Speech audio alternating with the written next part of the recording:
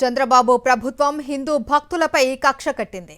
ఆలయాలలో జరుగుతున్న అపచారాలను ప్రశ్నిస్తే వారిపై కూడా కేసులు పెడుతుంది. అంతేకాదు సోషల్ మీడియా సంస్థలను కూడా బెదిరిస్తుంది. తమ పాపాలపై పెట్టే పోస్టులను తొలగించాలి అంటూ నోటీసులు ఇస్తుంది.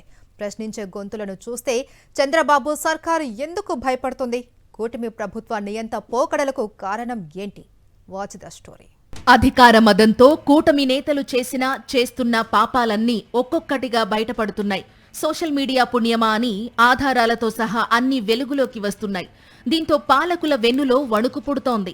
డ్యామేజీని కంట్రోల్ చేసుకోవడానికి మరోసారి సోషల్ మీడియాపై ఉక్కుపాదం మోపేందుకు ప్రయత్నిస్తోంది కూటమి సర్కార్. ఈసారి హిందూ భక్తులతో పాటు ఏకంగా సోషల్ మీడియా సంస్థలను కూడా చంద్రబాబు సర్కార్ టార్గెట్ చేసింది. ఫేస్బుక్, ఇన్స్టా, యూట్యూబ్ వంటి సంస్థలకు నోటీసులు ఇచ్చి తమకు వ్యతిరేకంగా ఉన్న పోస్టులన్నింటినీ తొలగించాలని ఆదేశాలిస్తోంది. బీఆర్ నాయుడు టీటీడీ చైర్మన్ అయ్యాక తిరుమలలో అనేక అపచారాలు జరిగాయి. పవిత్రమైన పదవిలో ఉన్న ఆయన రాసలీల వీడియోలు బయటకు రావడం దగ్గర నుంచి ఎన్నో అంశాలు తీవ్ర వివాదాస్పదమయ్యాయి. పరమ పవిత్రమైన లడ్డూ ప్రసాదంలో వాడే నెయ్యిలో జంతువుల కొవ్వు, బాత్రూమ్ కెమికల్స్ కలిపారంటూ నోటికి వచ్చిన కూతలను చంద్రబాబు కూశారు. తన హెరిటేజ్ సంస్థకు నెయ్యి కాంట్రాక్ట్ ను ఇచ్చుకోవడానికి ఇలా దారుణమైన అనుచిత వ్యాఖ్యలు చేశారు. వీటితో పాటు తిరుమలలో తొక్కిసలాట జరిగి భక్తుల మరణం వరకు అనేక అంశాలు బీఆర్ నాయుడు టీటీడీ చైర్మన్ అయ్యాకనే జరిగాయి. ఎటువంటి ఆధారాలు లేకుండా దేవదేవుడి ప్రసాదంపై నిందలు మోపటంతో ప్రపంచవ్యాప్తంగా ఉన్న హిందూ భక్తుల మనోభావాలు తీవ్రంగా దెబ్బతిన్నాయి. దీంతో సోషల్ మీడియా వేదికగా వారు కూటమి ప్రభుత్వాన్ని గట్టిగానే ప్రశ్నిస్తున్నారు. చంద్రబాబు, బీఆర్ నాయుడులను ఉద్దేశించి నేరుగా పోస్టులు పెడుతున్నారు. కానీ జరిగిన తప్పులను సరిదిద్దుకోవాల్సిన ప్రభుత్వం ఆ ప్రశ్నించే భక్తులపైనే కక్ష కట్టింది. వారిపై అక్రమ కేసులు పెడుతోంది.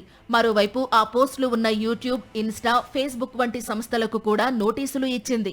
ముఖ్యంగా సోషల్ మీడియాలోని అన్ని వేదికలలోనూ హెరిటేజ్, బీఆర్ నాయుడు అనే పేర్లు కనబడకుండా చేయడానికి మాస్టర్ ప్లాన్ వేసింది. టీటీడీ చైర్మన్ బీఆర్ నాయుడు హైదరాబాద్లోని సిటీ సివిల్ కోర్టు నుంచి ఉత్తర్వులు తీసుకొచ్చారు.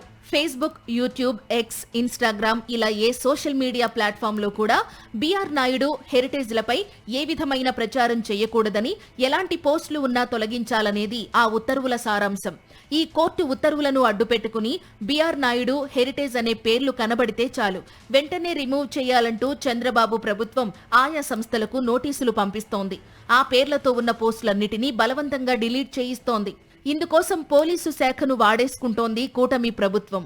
ఏపీలో ప్రజల భావ ప్రకటన స్వేచ్ఛను అత్యంత దారుణంగా అణిచివేస్తున్నారనడానికి ఇదే నిదర్శనమంటున్నారు ప్రజాస్వామ్యవాదులు.